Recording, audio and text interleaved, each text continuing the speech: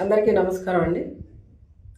ఈ రోజున మనం మన రాష్ట్రంలో జరుగుతున్న పరిస్థితుల్ని అందరూ గమనిస్తున్నారు. ముఖ్యంగా మాజీ శాసనసభ్యుడు, మాజీ మంత్రివర్యులు అంబటి రాంబాబు గారి మీద జరిగిన దాడిని తీవ్రంగా ఖండిస్తున్నాము. ఈ రోజున ఒక మాజీ మంత్రిగా, ఒక మాజీ ఎమ్మెల్యేగా ఉన్న ఒక వ్యక్తి మీదనే టీడీపీ నాయకులు లేదా టీడీపీ కార్యకర్తలు లేదా టీడీపీకి సంబంధించిన రౌడీ మోకలు దాడి చేయడం అనేది నిజంగా చాలా బాధాకరం. ఏదైనా తప్పిదం జరిగినా, ఏదైనా అక్కడ జరగరాని పరిస్థితులు జరిగినా, లేదా ఏదైనా తప్పిదం మాట్లాడినా మనకి సిస్టమ్ ఉంది. దాని ప్రకారం ఫాలో అవ్వాల్సిన బాధ్యత ప్రతి ఒక్కరికి పౌరుడిగా ఉంది. కానీ ఈ రోజున వాళ్ళు ఏం చేస్తున్నారంటే, అధికారం ఉంది కదా అని చెప్పి అధికారాన్ని చేతిలోకి తీసుకోవాలి లేదా చట్టాన్ని చేతిలోకి తీసుకోవాలని చెప్పి ఒక ఆలోచనతో, ఒక అహంకారంతో ఈ రోజున ప్రవర్తిస్తున్న తీరు మాజీ మంత్రివర్యులు అంబటి రాంబాబు గారి విషయంలో మనకి స్పష్టంగా కనిపిస్తుంది. ఈ రోజున ప్రతి ఒక్కరూ మాట్లాడుకునేది ఏంటి? రాష్ట్రంలో కలియుగ దైవం వెంకటేశ్వర స్వామి యొక్క పవిత్రమైన ప్రసాదంలో గతంలో కల్తీ జరిగిందని స్వయంగా ముఖ్యమంత్రి చంద్రబాబు నాయుడు గారు, ఉప ముఖ్యమంత్రి పవన్ కళ్యాణ్ గారు చేసిన వ్యాఖ్యలకి సిట్ నివేదిక ఇచ్చింది. అందులో ఎటువంటి గతంలో మాట్లాడినట్లుగా జంతువుల కొవ్వు కానీ, గొడ్డు మాంసానికి సంబంధించిన కొవ్వు కానీ, లేదా పంది మాంసానికి సంబంధించిన కొవ్వు కానీ, చేపలకి సంబంధించిన ఇతర ఆయిల్స్ కానీ ఏమీ లేవు అని చెప్పేసి నివేదిక ఇవ్వడంతో సుప్రీంకోర్టు కూడా ఒక జడ్జిమెంట్ ఇవ్వడం జరిగింది.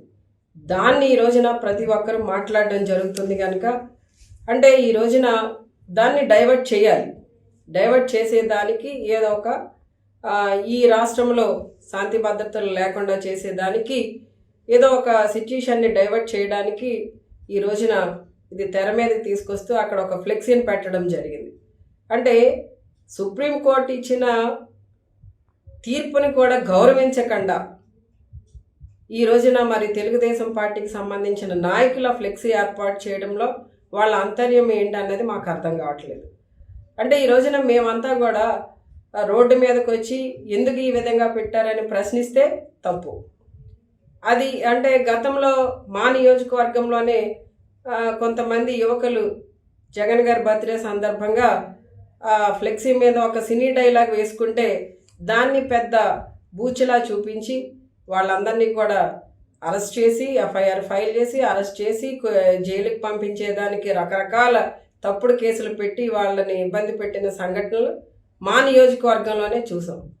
ఈ రోజున ఒక సినీ డైలాగ్కి ఉన్న ఇది కోర్టు తీర్పు ఇచ్చిన తర్వాత కూడా ఆ నిందని మా నాయకుడి మీదను మా పార్టీ మీదను మోపి ఏదో రాజకీయం చేయాలి, ఏదో డైవర్షన్ రాజకీయం చేయాలని చూడడం అనేది కరెక్ట్ కాదు. ఈ రోజున ఏదైనా తప్పిదాలు జరిగి ఉంటే చట్టాలు ఉన్నాయి, న్యాయస్థానాలు ఉన్నాయి, వాటి పని అవి చేసుకువెళ్తాయి. కానీ ఈ రోజున ఎందుకు ఈ విధంగా బరి తెగించి దాడులు చేస్తున్నారు? ఈ కూటమి ప్రభుత్వం అధికారంలోకి వచ్చిన దగ్గర నుండి కూడా చాలామంది వైసీపీ మాజీ ఎమ్మెల్యేల మీద, మాజీ మంత్రుల మీద దాడులు జరిగిన సంఘటనలు చాలా ఉన్నాయి. అంటే ఈ రోజున ఈ కూటమి ప్రభుత్వం ప్రజలకు ఏం సందేశం ఇవ్వాలనుకుంటుంది? ఈ రోజున రాష్ట్రంలో శాంతి భద్రతలు అనేవి లేకుండా పోయాయి అన్న విషయాన్ని ప్రజలందరూ గమనిస్తున్నారు. ఈ రోజున ఇలాంటి పరిస్థితులు కొనసాగితే ఖచ్చితంగా ఈ రాష్ట్రంలో రాష్ట్రపతి పరిపాలన పెట్టవలసిన అవసరం ఏర్పడుతుంది.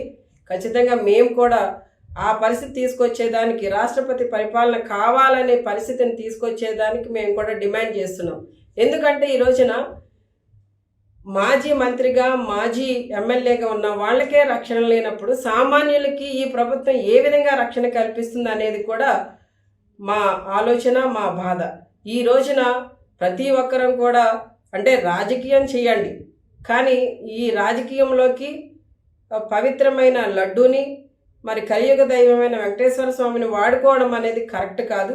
ఏదైనా ఉంటే ప్రతిదీ కూడా చట్టపరంగా చర్యలు తీసుకోండి, అంతేగాని ఈ విధమైన పరిస్థితులు రాష్ట్రంలో తీసుకురావడం కరెక్ట్ కాదని చెప్పి ప్రతి ఒక్కరికి కూడా తెలియజేస్తున్నాను.